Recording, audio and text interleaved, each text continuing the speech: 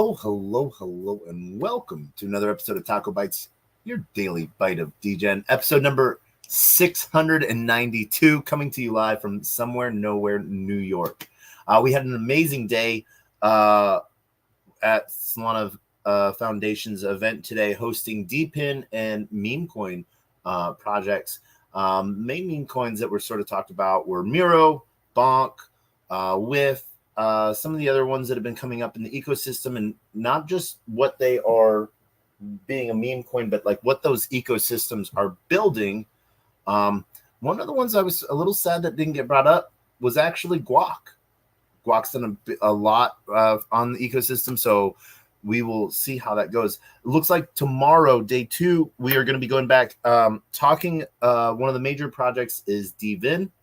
We've gotten to learn more and more about Degen since April when we met the project co-founders in Dubai at Crypto Mondays. Then again, Jana and David last night at Crypto Mondays, New York, and then got to see and meet with David again today.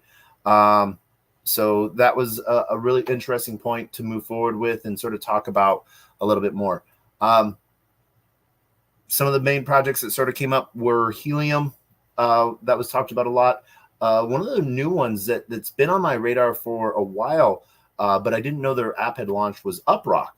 And so got to connect with Jesse, the Uprock founder, and literally, how easy it is to run from your phone and stuff like that. From download to running is literally just about 2 minutes. And so really interesting to sort of see how quickly that sort of takes over and pushes a lot, and grateful for that as well.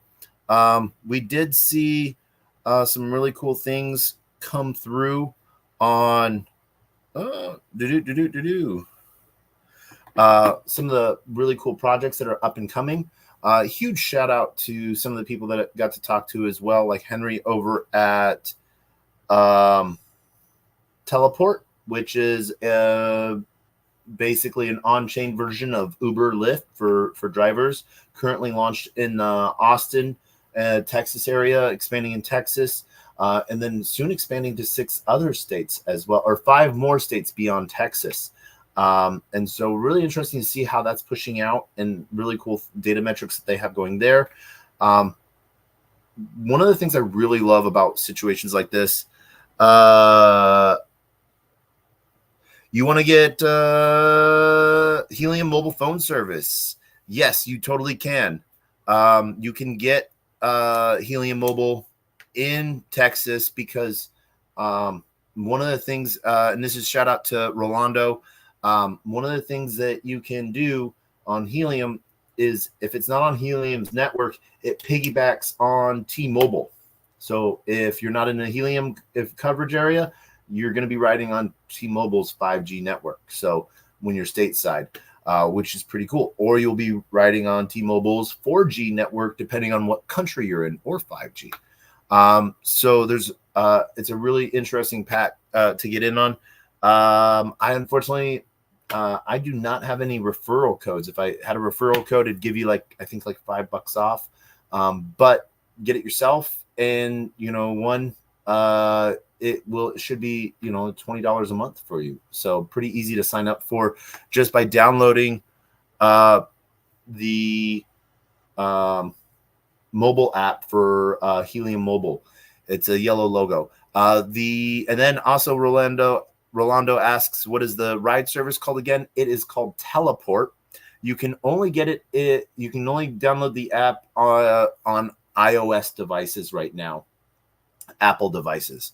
That's sort of where they're stuck at right now, just because when you're building, the difference between building on iOS and Android is when you're building on iOS, it's one system for all of their phones. Android, because it's open source, all devices are different. And so you'll see a lot of different things going on there. But the project is called Teleport. And let's see here. I think I have them. on, if I can remember Twitter. Let's see if we can find them real quick so we can give that link out.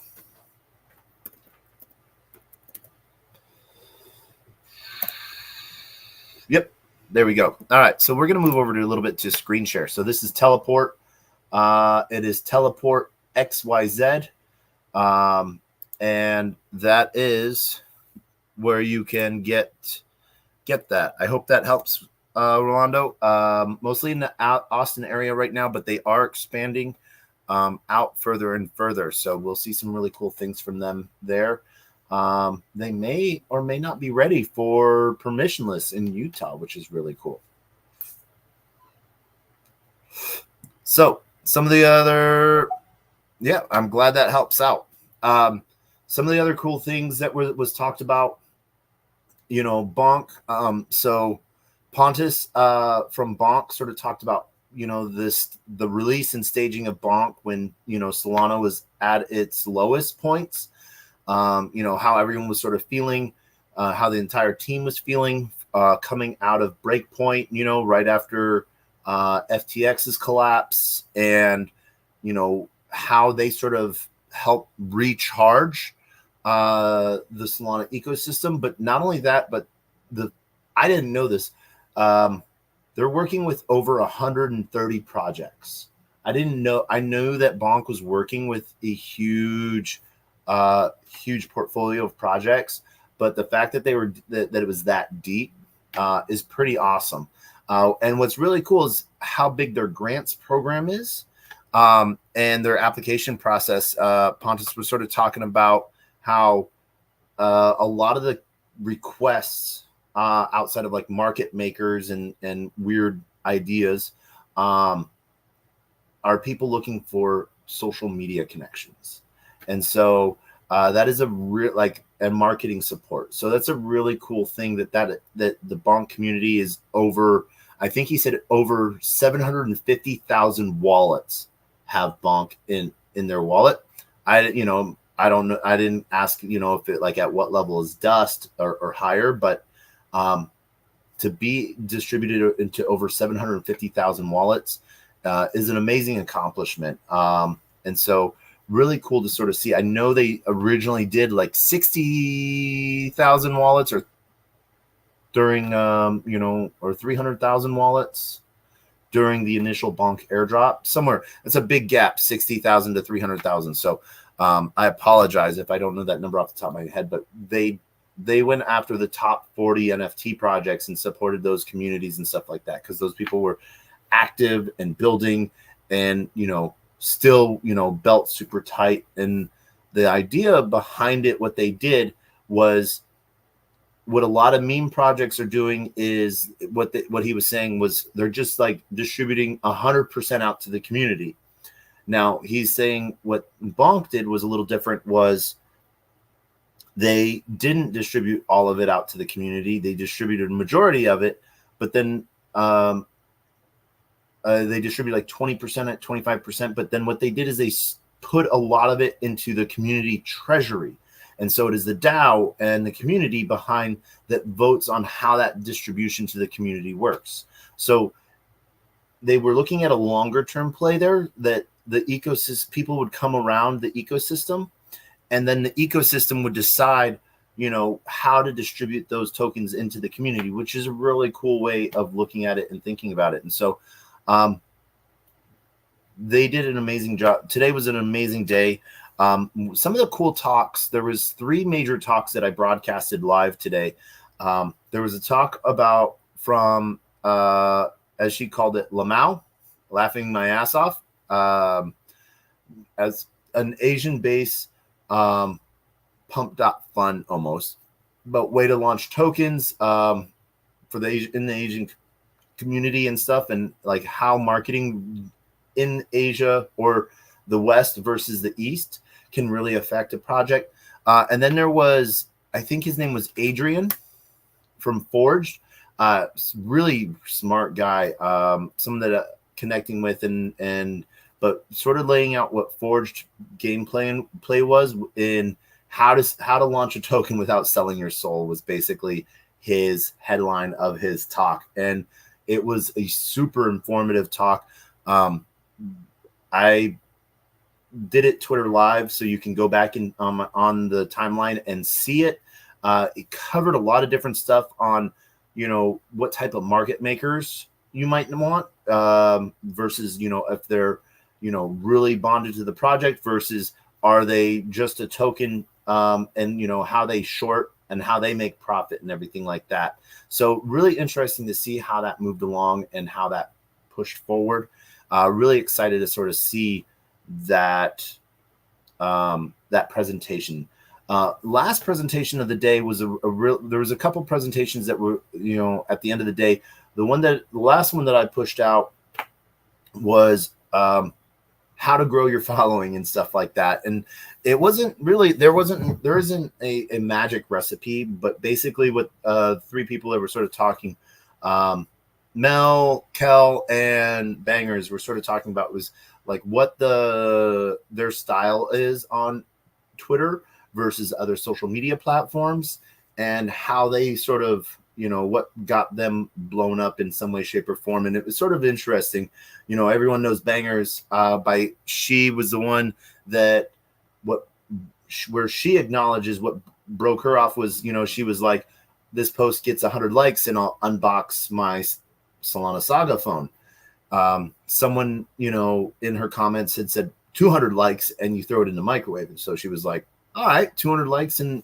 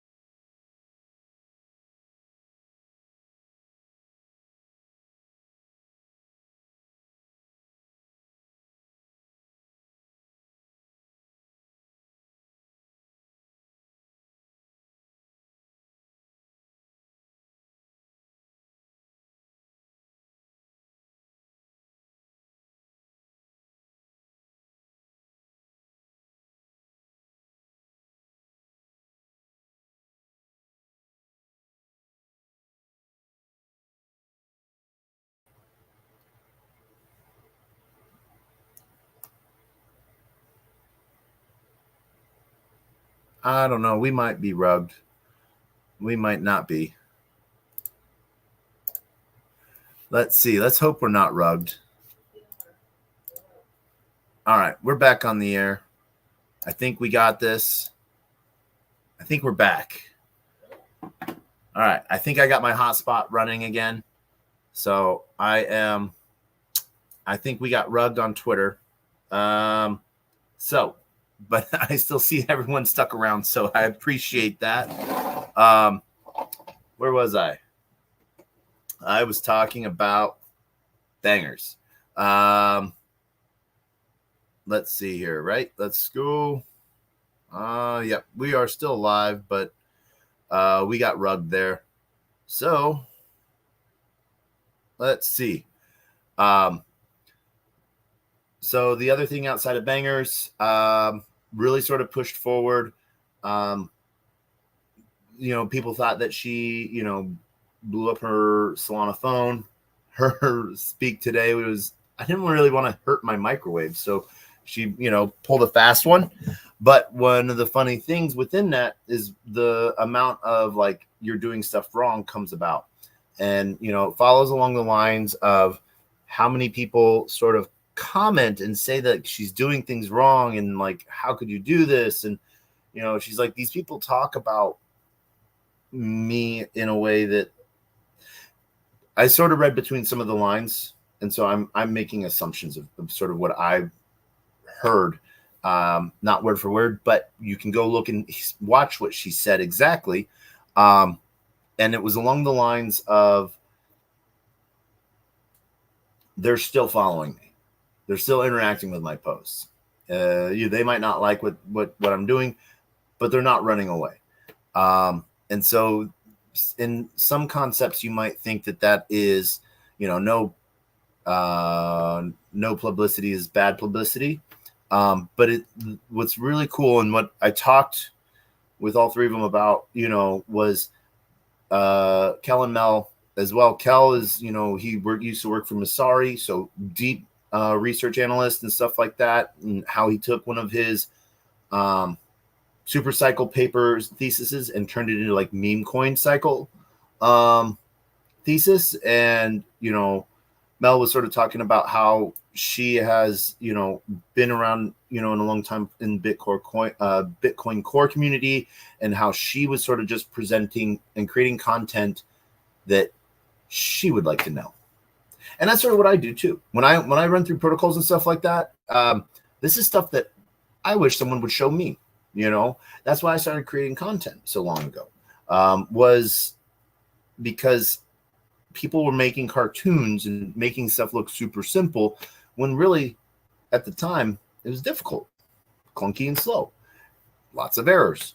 It's not one click and you hit swap and the swap happens. You hit swap and then you got to hit approval. Then you got to, hit approval. Then you got to hit swap. And so it's a process and it takes a moment. And so all three of them are amazing people, and you should follow them on Twitter. And so it was a really cool thing to sort of see.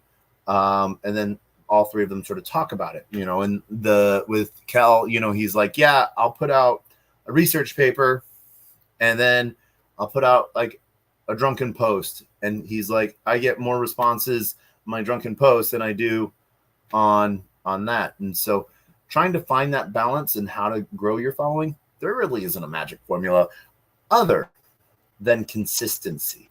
The number one thing that everyone sort of talked about was consistency. And so I agree with that completely and entirely. And so that's a really good thing. Another great person that I got to see today, Dancing Eddie, got to meet him face to face and stuff like that. And so had a great time with that. Really super happy to, connect with people IRL with and stuff and on panels with. So really excited about that. Or he's had a position that really I haven't seen promoted too much. Maybe I just haven't seen it, noticed it. but he has a new position with Cube Exchange. And so hats off to you, Eddie. He's finishing up law school, and so he is working his ass off on 2 different sides. So super smart individual, more than just dance moves, but he's got the groove in him. That is 100% true. Also got to see Frankie from Cube Exchange. Always great to see him. Super humble, super nice guy, and beyond intelligent. So not a guy I would want to play a long-term game of chess with. I like to play chess with people online and usually play like the 7-day rules. Now I think I probably could beat him face to face on a board, maybe due to time or something like that. But on a 7-day, I think he might whoop me. So I'm glad I know him. He's a pretty awesome guy. Other people, David from Degen, got to talk more about what Degen is building out within the luxury wine industry.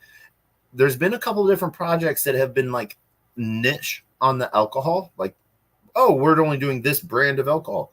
They're like thinking and talking, we want to cover all of the luxury brands with their digital cork. And so that's like a really awesome, that's a good approach to it, because then it might touch people rather than just a small community at a bar or, one winery, but around the world. And so they're looking at creating more experiences for drinkers of wine. I am not a wine drinker, so it's not an experience for me, but maybe it's an experience for you. And so sort of talking about what the future of the one of my big questions and stuff that I had last night at Crypto Mondays, and then again today, talked with David a little bit more about, was the privacy side of these RFID chips on these bottles. And when uncorking it, you get a location, you get it, time and everything like that. And where is this personal data that's being collected? How is it being kept secured and everything? So really on top of it. And he's like, hey, I know we have these answers and we've addressed these because these have been my concerns as well. I don't have the exact answers to the questions you're asking, but I can know who to talk to in my team to get you that information. And I want to present that to you and stuff like that. So I really like it when a founder, distributes load and work, because that means he has an exceptional team around him to build with, and he's not trying to take everything on himself. It gives him time to push his own project. And so then the other side of it as well is that they're looking at that and taking that into consideration. And I appreciate that as well. So there wasn't really anything else I wanted to cover tonight. We're going to be back tomorrow for half the day. We talk more Degen projects and what we have going on there. So super excited, and hope we'll bring some more live videos for you tomorrow. We are going to be doing another video going live shortly again for Degens After Dark for some Linear Voyage stuff. But that is it. Actually, we are not going to be doing Linear Voyage tonight. I apologize. I just realized the time. It's like 12:30 in the morning. So I need to get to bed. I need to be bright-eyed and bushy-eyed tomorrow for more of the D-pins and memes to bring you. But we will do some live feeds from there. So be aware, have your noties on. Please subscribe.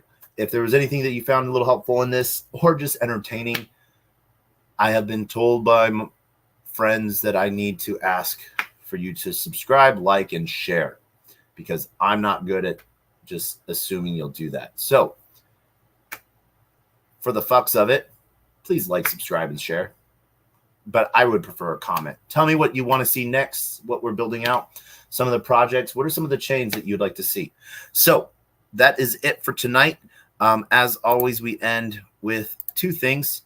I want to thank everyone for joining us. As always, we end with our 2 favorite things: our words of wisdom and the greatest worst knock joke on the face of the planet. And so, as always, our joke is always the same.